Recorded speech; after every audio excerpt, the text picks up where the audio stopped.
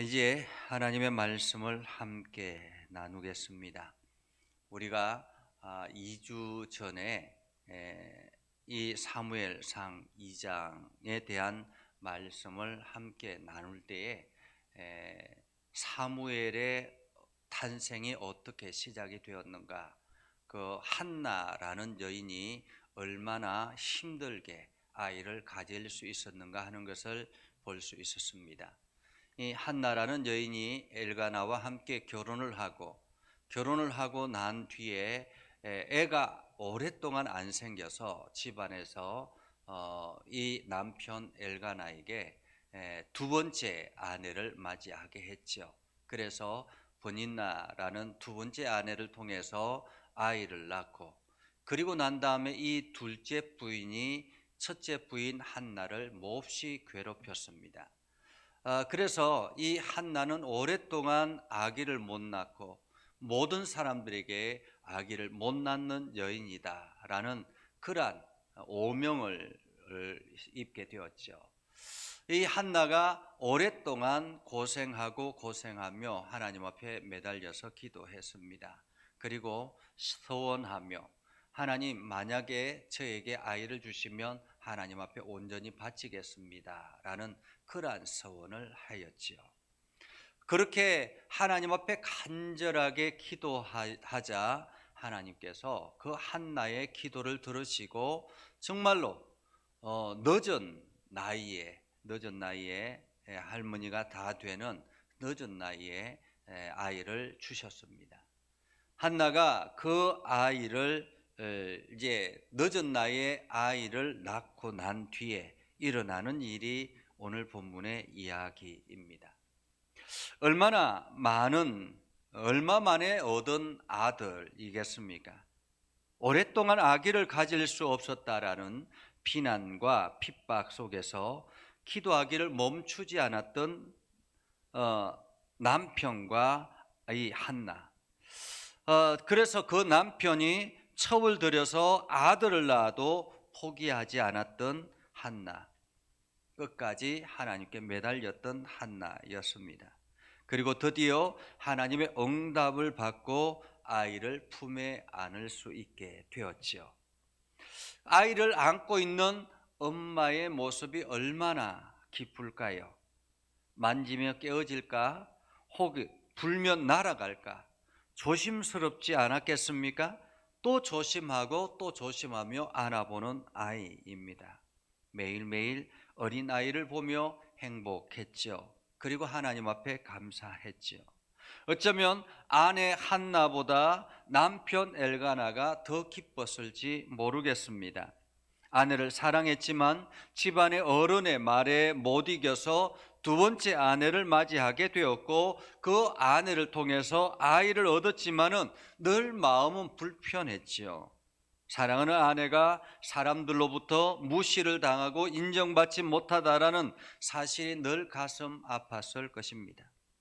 그런데 기적과 같이 사랑하는 아내가 아이를 가지게 되었던 것입니다. 그것도 가문의 대를 이을 수 있는 사내 아이를 낳은 것입니다. 그러니 엘가나의 가정에는 경사가 났지요. 얼마나 기뻤겠습니까? 그리고 이 아이를 얼마나 키웠을까요? 아직도 어린 아이인데 이제 겨우 젖을 떼었을 뿐인데 한나는 그래도 어린 사무엘을 하나님 앞에 소원한 대로 성전에 맡겨야 되겠다라고 생각을 했습니다. 그래서 남편과 상의를 하고 어린 사무엘을 제사장 엘리에게 맡기고 돌아오는 발걸음, 얼마나 무겁겠습니까? 이제 갓 젖된 아이를 성전에 맡기고 돌아오는 그 발걸음이 쉬떨어지지 않습니다. 어떻게 얻은 아이인데, 얼마나 귀한 아들인데 제대로 키워보지도 못하고 남들이 다 하는 아이의 재롱을 보지도 못하고 그렇게 성전에 맡겨야 하는 그 어미의 심정 얼마나 안타깝겠습니까? 그런데 한나의 불안은 단순히 어린 아이를 성전에 맡겼다라는, 제사장에게 맡겼다라는 것 때문에 일어나는 것은 아니었습니다. 당시 엘리 제사장은 나이가 많이 들었습니다. 그래서 정상적으로 제사장의 업무를 보기가 쉽지 않았습니다. 그래서 대부분 그의 아들들이 제사를 담당했는데 문제는 그 아들들이었습니다. 엘리에게는 두 아들이 있었습니다. 그런데 두 아들 모두 다가 생활의 개차반이었습니다. 그들은 회막문에서 제사를 돕는 여인들을 성추행했습니다. 어떻게 하나님께 헌신한 사람들이 하나님께 제사를 드리는 일들을 돕는 여성들을 성추행할 수 있겠습니까? 이것은 공개적으로 하나님을 멸시하는 행위이지요. 사실 이것은 가나안에 있는 우상 바알을 섬기는 종교를 따르는 사람들의 행위의 모습이었습니다. 그들은 늘 바알 신을 섬기는 그 제사장들이 거기에 수종드는 여인들을 성추행하고 그렇게 성관계를 하면서 마치 자기가 거룩함을 많은 사람들에게 옮긴다, 이렇게 생각을 했던 것입니다. 가나안 땅에 있던 그 사람들의 영향을 받았기 때문이죠. 그래서 자기들도 그렇게 하면 된다라고 생각을 했던 것입니다. 그런데 이것이 끝이 아니었어요. 제사를 드리는 과정에서도 고기가 먹고 싶으면 하나님께 제물을 드리는 과정에서도 자기가 먹고 싶은 부위를 마음껏 갈고리로 끌어냈습니다. 심지어는 화목제를 드리고 난 다음에 그 고기의 일부분을 가져가야 되는데 그것도 화목제를 드리기 전에 자기가 필요한 부분을 갈취해 가는 거예요. 그런 엘리 제사장의 아들들, 한마디로 예배와 제사에 대해서 하나님의 원칙대로 거룩한 마음으로 하지 않고 자기의 식욕을 채우려고 하는 욕망만 가득 차 있었던 것입니다. 요즘으로 말하면 돈이 필요하면 우리가 헌금을 드리는 헌금 호주머니에서 자기가 필요한 만큼 막 헌금을 가져가 버려서 마음대로 쓰고 싶은 대로 쓴다라는 말입니다. 그러니 모두가 썩었다라고 볼 수 있죠. 얼마나 타락했습니까? 그 제사장들 아래에서 무엇을 배울 수가 있겠습니까?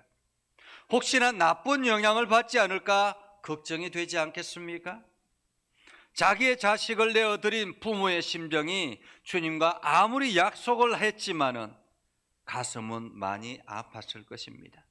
그럼에도 이들 부부는 어린 사무엘을 성전 제사장에게 맡겼습니다. 오늘 성경은 이렇게 말씀합니다. 18절에 보면 사무엘은 어렸을 때에 세마포 에봇을 입고 여호와 앞에서 섬겼더라. 여기서 어렸을 때라는 말은 사무엘상 1장 23절에 보면 그의 여자가 그의 아들을 양육하여 그가 젖되기까지 기다리다가, 즉 젖을 떼고 밥을 먹을 수 있을 때가 되었을 때까지 기다렸다가 이 아이를 성전에 맡겼다라는 말입니다. 마치 아이를 성전에 맡기기 위해서 간절하게 기다렸다라는 그런 의미이죠. 어떻게 그 도둑 소굴과 같은 곳으로 한시라도 빨리 보내기 위해서 기다렸다라고 할 수 있을까요? 어린 사무엘을 성전에 맡기고 올 때의 심정은 어떠했겠습니까? 왜 한나라고 모성애가 없겠습니까? 모르는 사람들은 한나를 정이 없는 여자, 자식을 내팽개친 애미 이렇게 손가락질할지도 모릅니다. 그러나 한나는 사무엘을 하나님께 맡기는 신앙의 결단을 했습니다. 한나는 사무엘에게 어려서부터 세마포 에봇을 입게 했습니다. 18절에 조금 전에 읽었던 것처럼 사무엘은 어렸을 때에 세마포 에봇을 입고 여호와 앞에 섬겼더라. 에봇은 그 격식이 아주 복잡한 옷입니다. 그럼에도 에봇을 입게 한 것은 어릴 때부터 하나님을 철저히 섬긴다는 신앙의 표시입니다. 하나님께만 매이고 하나님께만 순종하는 자로 키우겠다라는 의미죠. 한나는 사무엘을 자기 아들이 아니라 하나님의 아들로 생각하고 오직 말씀으로 키웠습니다. 한나는 엘리 제사장에게 맡긴 것이 아니라 하나님께 자기 아들을 맡긴 것이죠. 그리고 해마다 한 차례씩 겉옷을 지어다가 어머니의 정을 어린 사무엘에게 전해 주었습니다.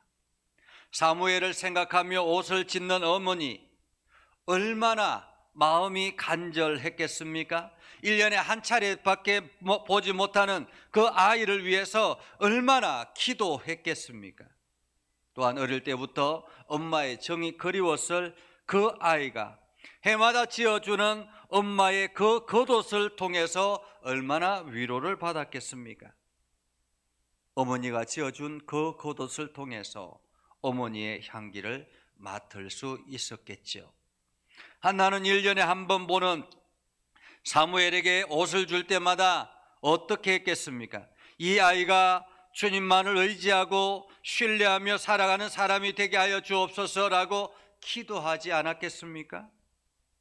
제가 제 딸 아이가 고3이 되어서 해마다 이제 매일마다 학교에 태워다 주었습니다. 이제 시간이 너무 이게 공부하는 시간이 아깝기 때문에 여기서 가는 거리가 제법 되거든요.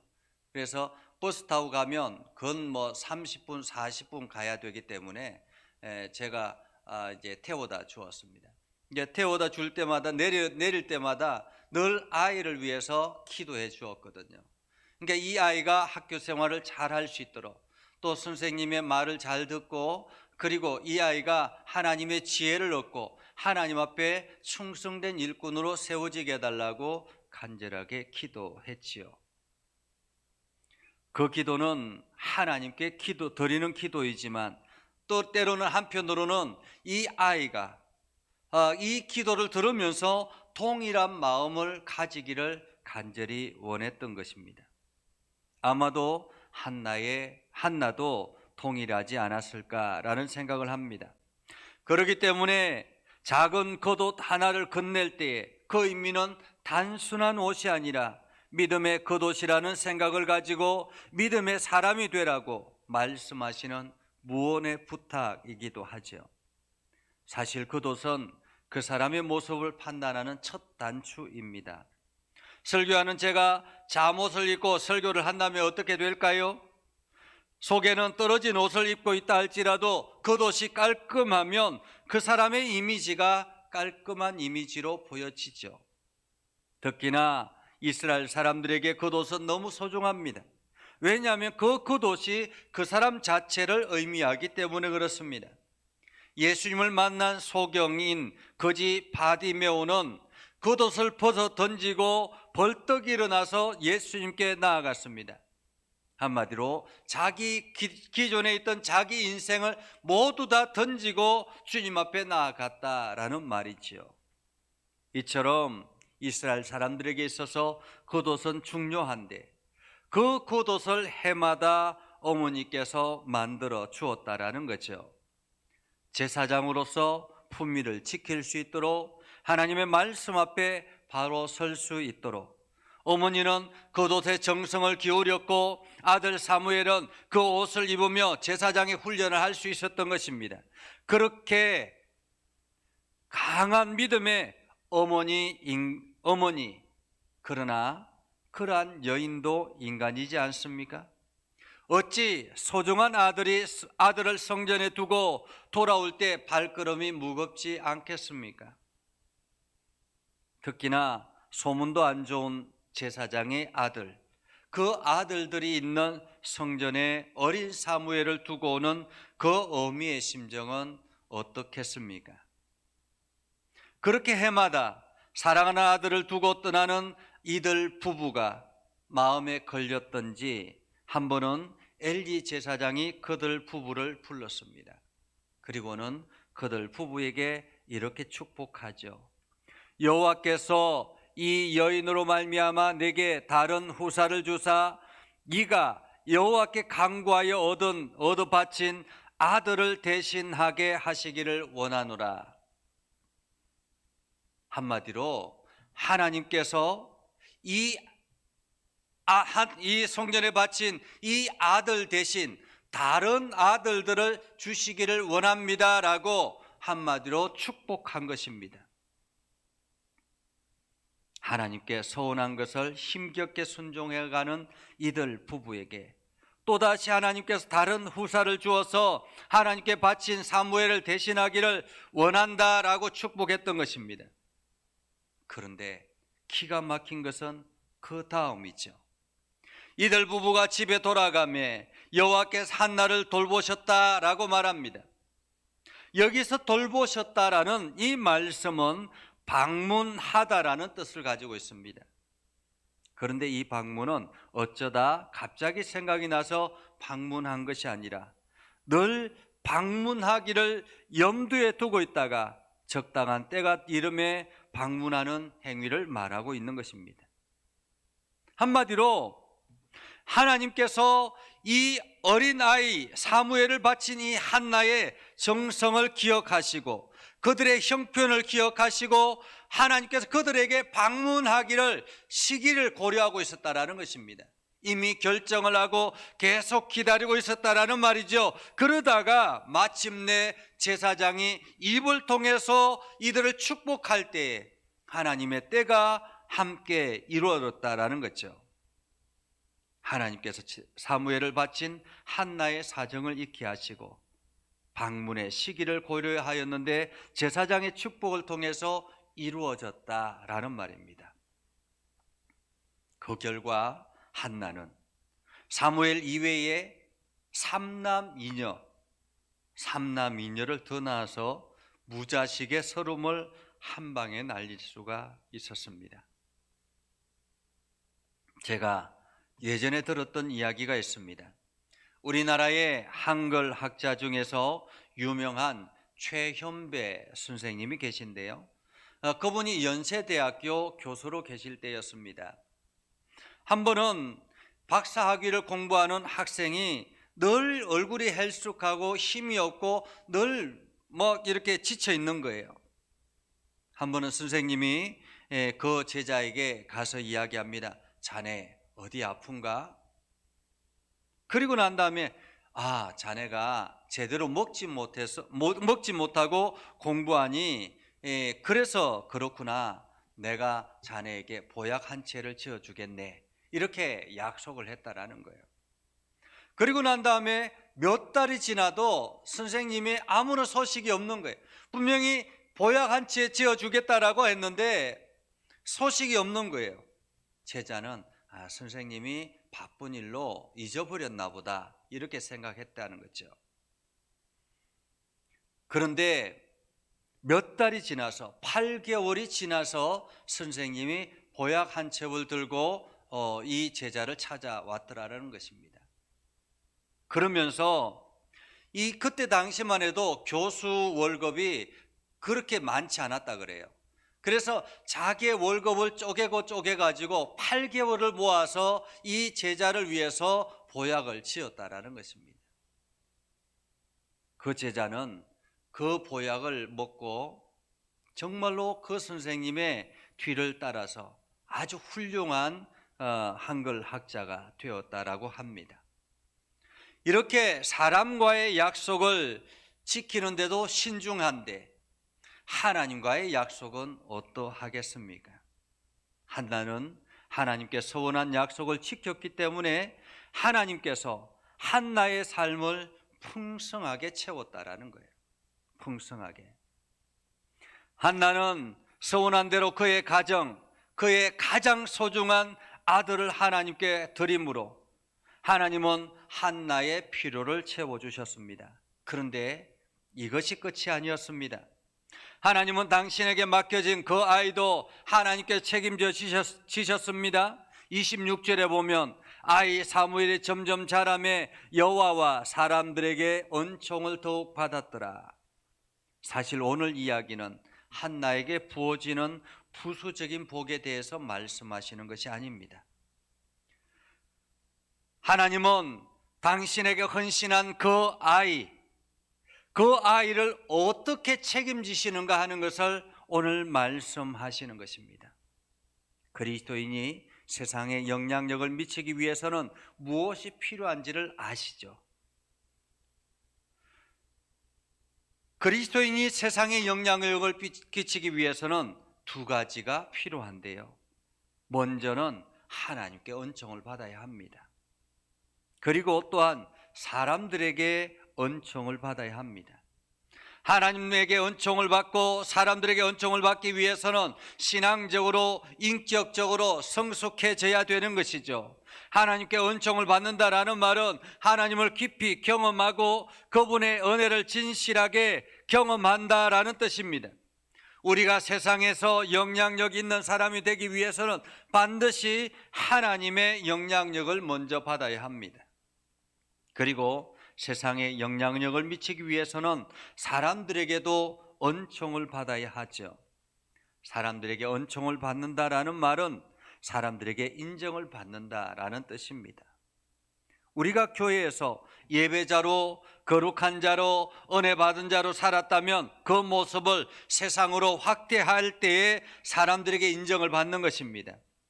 또한 사람에게 인정받는다라는 것은 인격적으로 성장해서 세상에서 본이 되어 작은 예수가 되어서 많은 사람들에게 칭찬받고 인정받고 성실한 사람으로, 선한 사람으로, 부지런한 사람으로, 실력 있는 사람으로 살아간다라는 의미입니다. 어린 사무엘은 날마다 하나님의 은혜를 깊이 경험하고 더 나아가 주변 사람들뿐만 아니라 예배하러 오는 모든 이들에게 인정받는 아이였다라는 것이죠. 그럴 수밖에 없는 것이 엘리의 두 아들에 비해서 사무엘은 너무 성실한 신앙인이었기 때문에 그렇습니다. 또한 사람들에게 사랑받는다라는 것은 그만큼 인간관계를 잘 맺고 있는다라는 뜻이기도 합니다. 우리가 아무리 아는 것이 많고 몸과 마음이 건강해도 인간관계가 원만하지 않으면 사람들에게 인정받지 못합니다. 올바른 인격이라고 할 수 없죠. 하나님께 맡기니 하나님은 그를 책임지셔서 이스라엘 전체의 영적인 주춧돌을 놓는 믿음의 거장으로 세워주셨던 것입니다. 어쩌면 한나가 키웠던 사무엘보다 하나님이 키운 사무엘이 훨씬 더 유능한 사람이 되었다라는 거죠. 한나에게는 가장 큰 복은 자기 품에 있는 아들, 딸이 아니라 하나님께 맡겨진 사무엘이었던 것입니다. 사랑하는 성도 여러분, 혹시 여러분은 하나님께 약속한 것이나 서원한 것이 없습니까? 그리고 그 약속이나 서원을 여러분은 어떻게 하셨습니까? 만약에 그 약속을 이행하기에 많은 어려움이 있더라도 한나처럼 결단해 보지 않겠습니까? 그러면 하나님은 반드시 여러분의 삶에 관여하실 것입니다. 그리고 한나처럼 여러분에게도 넘치는 복으로 채워주실 것입니다. 기도하겠습니다. 거룩하신 아버지 하나님, 은혜를 감사합니다. 오늘도 하나님의 말씀을 듣고 나아갑니다. 하나님의 뜻을 구하며 나아갑니다. 2021년 하나님께서 은혜로 더하여 주셨던 것처럼 이제 다시 하나님과 약속을 우리가 생각해 봅니다. 혹여나 우리가 하나님과의 약속을 경히 여기고 가볍게 여기고 내 마음대로 행동했던 적은 없었는지 생각나게 하시고 그것을 다시 힘써서 지키도록 우리 삶을 주님 붙잡아 주시옵소서. 그래서 내 모든 삶이 하나님의 주권 아래에 있음을 고백하고 믿음의 결단을 하며 나아가게 하옵소서. 오늘도 주의 영광이 온 땅 가운데 거하게 하여 주옵소서. 예수님의 이름으로 기도드리옵나이다. 아멘. 찬송가 213장 찬양하며 하나님 앞에 예물을 올려드리겠습니다. 1절 2절만 찬양하겠습니다. 나의 생명 드리니 주여 받아 주소서. 세상 살아갈 동안 찬송하게 하소서. 손과 발은 드리니 주여 받아 주소서. 주의 일을 위하여 민첩하게 하소서.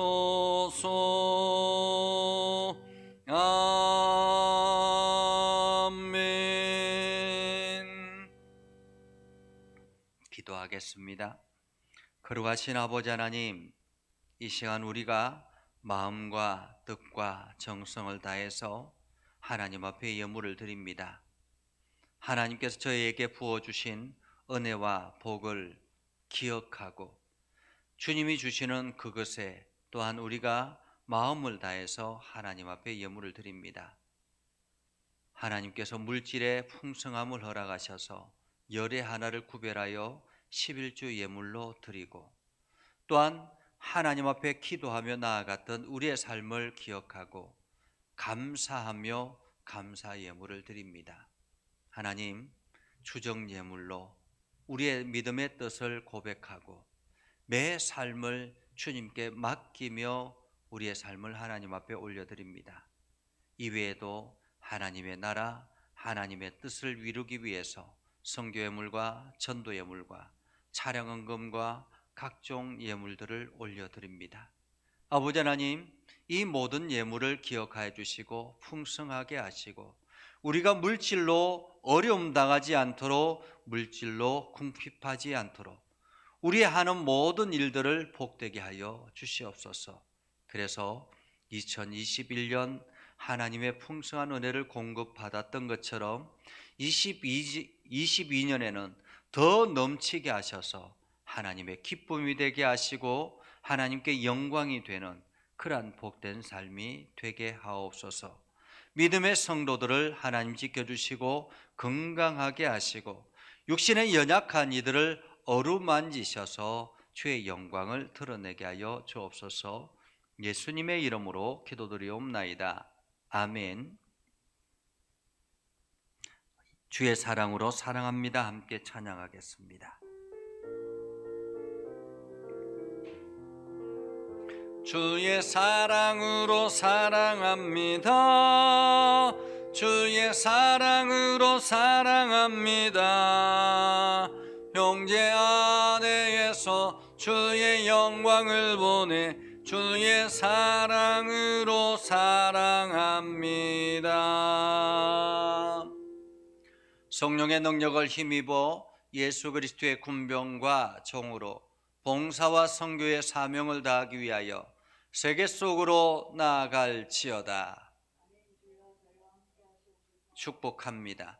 이제는 우리 구주 예수 그리스도의 은혜와 하나님 아버지 극진하신 사랑과 성령님의 감화 감동 역사 위로 교통하시며 은혜가 오늘도 주의 말씀 안에 있는 믿음의 백성들 위해 하는 모든 일들 위해 영원토록 함께하옵시기를 간절히 축원하옵나이다. 아멘.